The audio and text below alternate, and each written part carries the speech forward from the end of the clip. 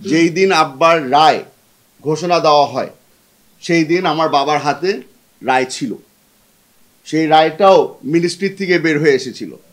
তখন আমরা প্রমাণ করতে পারি আপনাদের কাছে, বাংলাদেশের মানুষের কাছে, যে রায়গুলি কিন্তু ট্রাইব্যুনালে লেখা হচ্ছিল না, রায়গুলি লেখা হচ্ছিল ল মিনিস্ট্রিতে। আমরা হয়তো অনেকগুলি এরকম আরও অনেক কিছু আপনাদেরকে বলতে পারবো যেই কারণে এই ট্রাইব্যুনালটা বিতর্কিত ছিল, অথবা এই জাস্টিস সিস্টেমটাই ধ্বংস হয়ে গিয়েছিল। কিন্তু আমরা কিন্তু একটা অ্যাপ্লিকেশন করেছিলাম ট্রাইব্যুনালের কাছে, আমরা একটা অ্যাপ্লিকেশন করেছিলাম যে কিছু 4 জন ব্যক্তি বাংলাদেশে আসতে চাচ্ছিলেন। তারা আমার বাবার ডিফেন্স উইটনেস হিসাবে বাংলাদেশে আসতে চেয়েছিলেন, তবে ট্রাইব্যুনাল সেটাও নাকচ করে দেয়।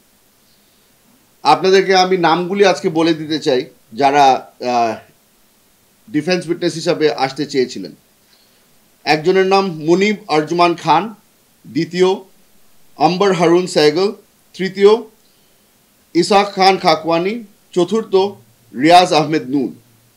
এই 4 জন ব্যক্তি পরবর্তীতে ইউটিউবের মাধ্যমে তারা কিন্তু নিজেরাও একটা ইউটিউব ভিডিও করে তাদের যে এভিডেন্স যেটা দিতে চেয়েছিলেন ওটা তারা অনলাইনে পাবলিশ করে দেন।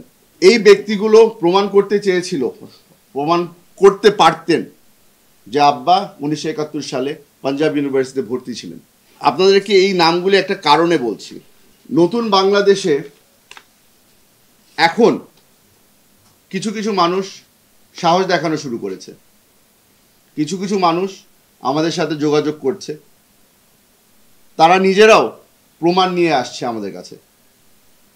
এগুলোর মধ্যে একটি বড় জিনিস আমাদের হাতে পৌঁছেছে, সেটা হচ্ছে গিয়ে আপনারা হয়তো যারা ফরেন মিনিস্ট্রি বিট কভার করেন আপনারা হয়তো জানেন যে বাংলাদেশ ফরেন মিনিস্ট্রি তাদের বিদেশি দূত যেগুলি আছে সেখানে যখন মেসেজ পাঠানো হয় সেগুলাকে সাইফার বলা হয়। এই সাইফারগুলোকে বেশিরভাগ সময় কোডেড সিক্রেট থাকে। ইলেকট্রা এয়ার কন্ডিশনার কম বিদ্যুৎ খরচে দেবে অধিক শীতলতা আর সেভিংসও হয়ে যাবে। তাই এইটারই একটা সাইফার মেসেজ আমাদের হাতে এসে পৌঁছেছে। এই সাইফার মেসেজের মধ্যে বলা আছে, এই 4 জনের নাম উল্লেখ করে বলা আছে যে কোনোভাবেই তাদেরকে যেন ভিসা না দেওয়া হয়। এই সাইফার মেসেজের মাধ্যমে প্রমাণ হচ্ছে যে আমাদের সাথে একটা খুব বড় অন্যায় হয়েছে। আমার বাবাকে তারা কোনোভাবেই ফেয়ার জাস্টিসের কাছে ধীরেও আনতে পারলো না। আমার বাবাকে হত্যা করা হয়েছে, এটা একটা জুডিশিয়াল মার্ডার ছিল, এবং এটার সাথে বাংলাদেশের আওয়ামী লীগ রেজিমের সরকার সরাসরি জড়িত ছিল। আমরা আপনাদেরকে বলে দিতে পারি যে এটা হয়তো বা বাংলাদেশের জন্য একটা খুব কালো দিন হয়ে দাঁড়াবে।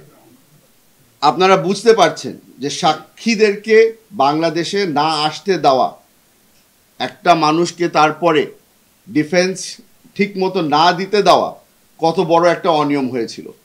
আমরা আজকে আপনাদেরকে এখানে এনেছি কারণ আমরা আহ্বান করতে চাই, আমরা জানিয়ে দিতে চাই আপনাদেরকে যে আমরা বর্তমান ফরেন মিনিস্ট্রিকে একটা লিগ্যাল নোটিশ পাঠাচ্ছি।